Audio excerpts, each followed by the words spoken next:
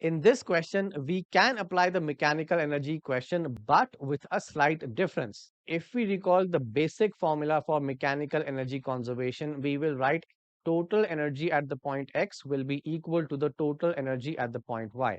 Now, this law can be applied easily if there is no friction, but here the question has clearly mentioned that friction is acting. So, to work around this problem, let's focus on this statement. They have said 20% of the object's initial gravitational potential energy is lost as friction. So, let us write down the GPE at the point X. Remember the formula mgh?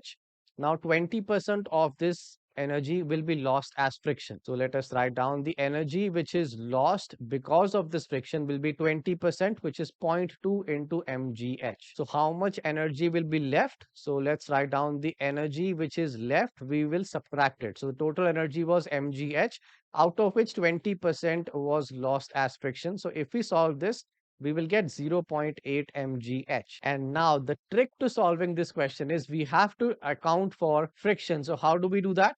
So let's consider the original image. So the object is sliding from X to Y in the presence of friction. So let's consider this case. It is having friction. Now consider another situation where the diagram is the same. The object is going from X to Y, but here we say there is friction does not exist. So let's say without friction. So in case 1, energy at X was mgh, and we saw that 20% of it is lost as friction. Now, in case 2, which does not incorporate friction into the picture, we can consider that the total energy of the object at the topmost point will be this only, 0.8 mgh. So in the case when we are considering friction is not there, in that case we will write the energy of the object at the topmost point will be equal to 0.8 mgh. And now we can very easily apply the law of mechanical energy conservation, which states that the total energy at X will be equal to the total energy at Y. Now total energy of the object at X was 0.8 mgh. This will be equal to the kinetic energy at Y plus potential energy at Y. Now, since Y is on the ground, potential energy at Y will be considered as 0, and kinetic energy at the point Y, we will write half mv square. So let's write 0.8 mgh is equal to half mv square. And let's try to simplify this. If we cancel out m from both sides, and let us try to make v as the subject. So we'll get v is equal to square root of 2 into 0.8 into g times h. Now, if we look at the options, the answer for speed of the object at y, all the options, the speed is given in terms of g. So we will not put the value of g. Instead, let's put h as 10. So we will write square root of 2 multiplied by 0.8 multiplied by g multiplied by 10. And let's simplify this further. So 2 into 0.8 into 10 will come out as 16. So we'll have a 16g under the root, and this can be simplified to 4 root g. And that is the speed of the object at the point y. And let's go back to the options. 4 root g exists in option C, which is the correct answer. An object is released from rest and it slides down a frictionless ramp. So initial speed is 0 and the ramp does not have any friction. The object then leaves the ramp and slides down a rough horizontal surface. The object stops in a distance s along the ramp. So the final velocity is equal to 0. The coefficient of dynamic friction is given as mu. We need to find the height of the ramp.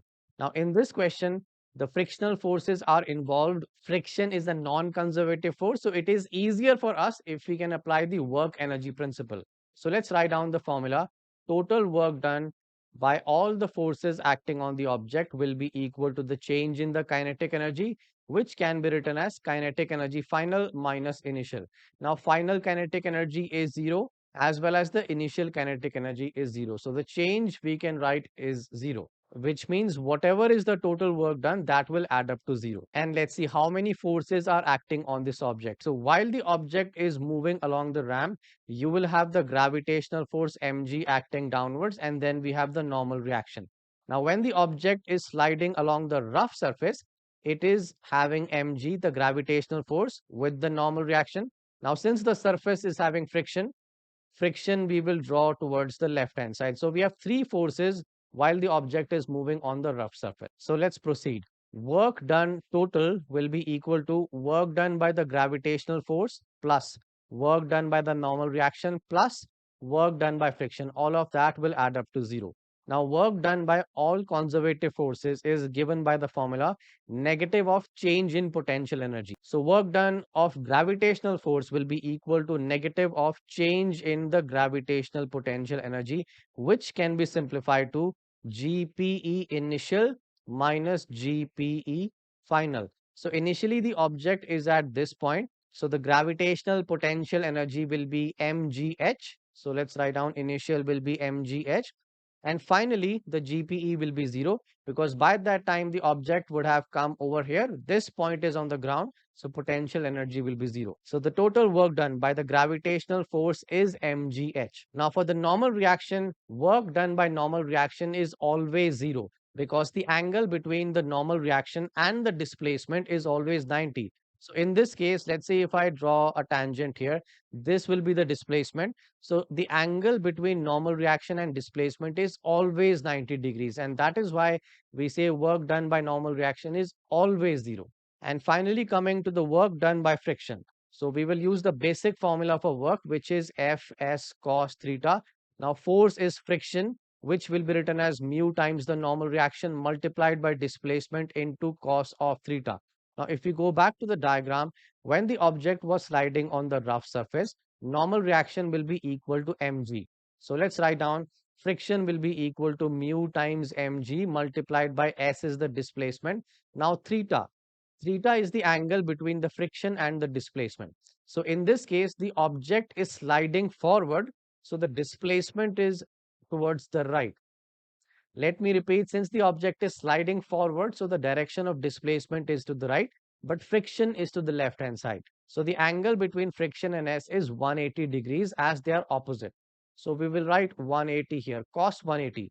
And now if we simplify this expression, we will get negative mu mgs as the work done by friction because cos 180 is minus 1.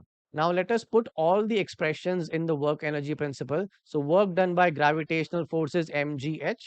In fact, let me write down the entire expression one more time. Work done by gravity